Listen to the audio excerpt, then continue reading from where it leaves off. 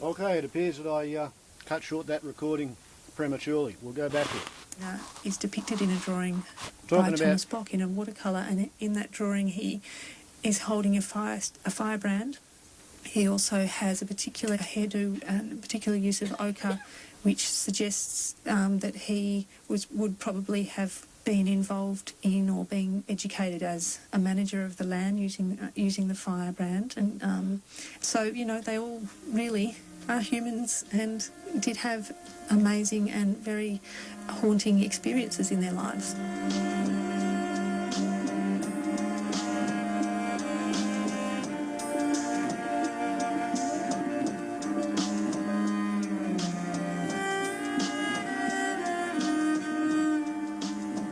You have to wonder, well, why were they in Melbourne? They're Aboriginal people from Tasmania. What were they doing in Melbourne in 1839? And how did they get into this much trouble? They were brought across here by George Augustus Robinson, who had been the protector of Aborigines in Van Diemen's Land, and succeeded in being appointed as the chief protector of Aborigines in the Port Phillip district. He actually proposed to bring all the remaining Aboriginal people from Tasmania who lived on Flinders Island at the time across to the Port Phillip district. There were Aboriginal people living separately from Flinders Island, and that's a very, very important part of the story. But he wanted to bring all 89 remaining Aboriginal people involved in the protection system over to Port Phillip. This struck some note of anxiety with the mainland authorities because of course, of the well-known war, the land wars in Tasmania. So Augustus Robinson managed to bring 16 people with him, and the 5 people who were tried for murder were part of that group. So what were you able to establish happened to them? How did they go from being brought here by Robinson to waging this frontier war? Well, that's part of why they were so sensationalised in the press at the time, 1841 and 42, is that they had been associated with the Protector and he'd brought them over. His argument for bringing them over was that they would be helpful as intermediaries with local Aboriginal people. They did strike up friendships with local people. Tannaminnawhaite spent 6 months touring the Western District with George Augustus Robinson just before taking off into the bush with his 4 kin. And at that time he was helping to take testimony about the frontier violence in the Western District. And I just wonder if that had a big impact on him, because it was when he got back from that 6-month journey of investigations that he decided to take off into the bush. Truganinni was part of the group that took off into the bush, so there were 5 people: Tannaminnawhaite, Moorboyhenna, Truganinni, Tannaminnawhaite and Pidgyiwanna. Pidgyiwanna's husband had disappeared the year before in 1840, and he's never been found. I think that this group partly went out looking for him. Truganinni had been out before looking for him, and this is the kind of original contribution of the research I did, which is to suggest that Pidgyiwanna's husband, Probyllatnya, was one of the reasons why they went out into that area. Because they knew he was out there somewhere. Yes, and the first incendiary action that they undertook, I think, was just after they'd learned that he had been shot and who had shot him. And they then proceeded to steal a gun. That's one of the first things they did, and then they headed straight down to where they heard that he had been shot. And I present the evidence in the report. It's very hard to draw conclusions, but I guess the main conclusion that I did draw was that they had many reasons. Each of them probably had a variety of reasons for doing what they did, and this could have been one of them.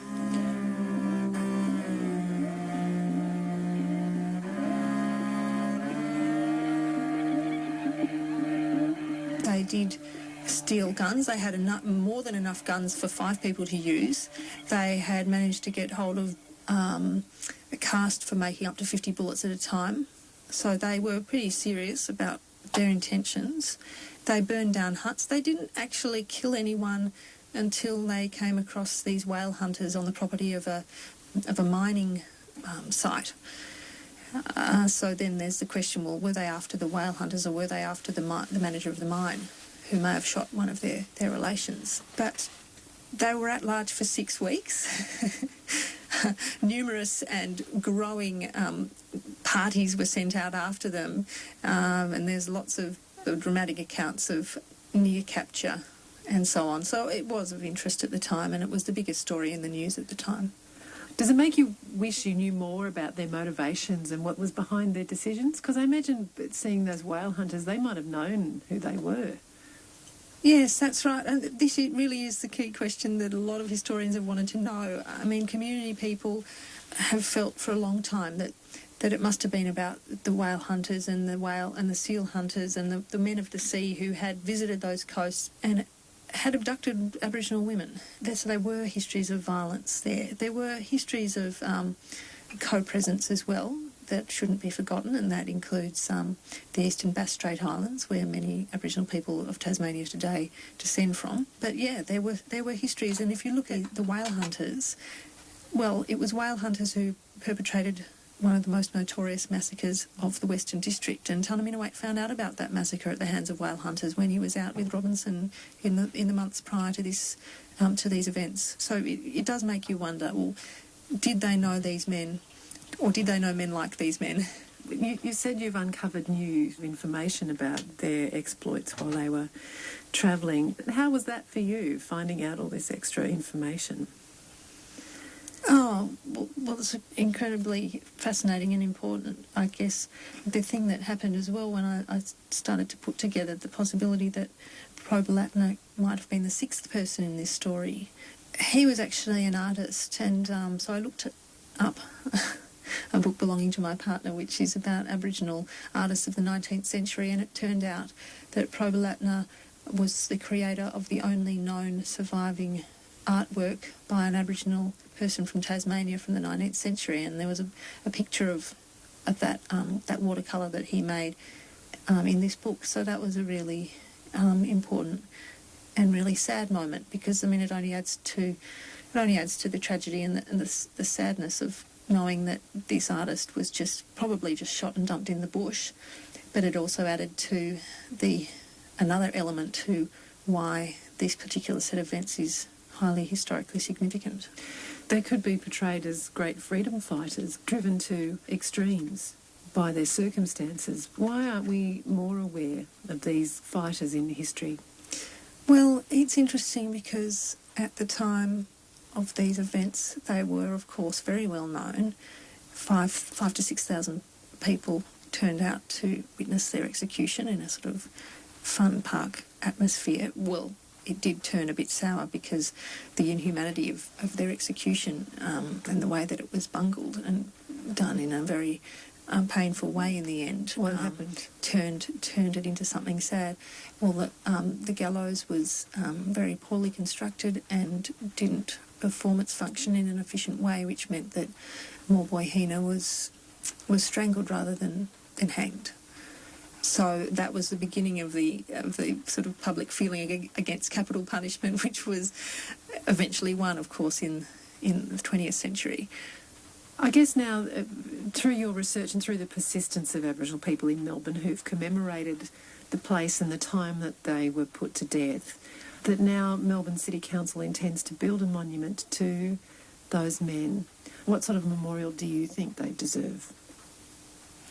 Well, I actually wrote a discussion paper on this for the City of Melbourne as well, and there are some instructive examples by artists around the world and in Australia that start to be able to deal with these sorts of painful, complicated and unfinished stories.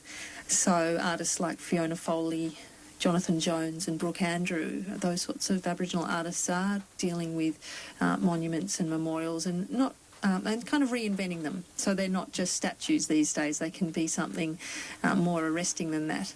And then when you look to examples of other very complicated and grave histories, monuments to different parts of the Holocaust, the sort of monument that could be smart and significant enough to do justice to this kind of story.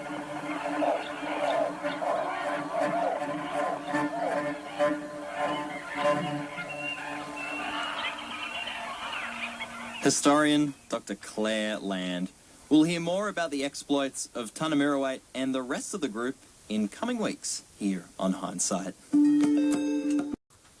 Yeah, well, it's a bit of a pity that he put that in 10 minutes ago, because 11 minutes ago, because that's what caused me to stop recording halfway through part 2. It should have gone for 27 minutes just like part 1, but nevertheless I can upload it in 3 pieces. Isn't it remarkable, the hubris and the arrogance of the people who colonised their empire around the world? I really don't like the British Empire. It annoys the shit out of me, actually. Warbles on a lot to YouTube. Thanks for watching and listening. Ciao.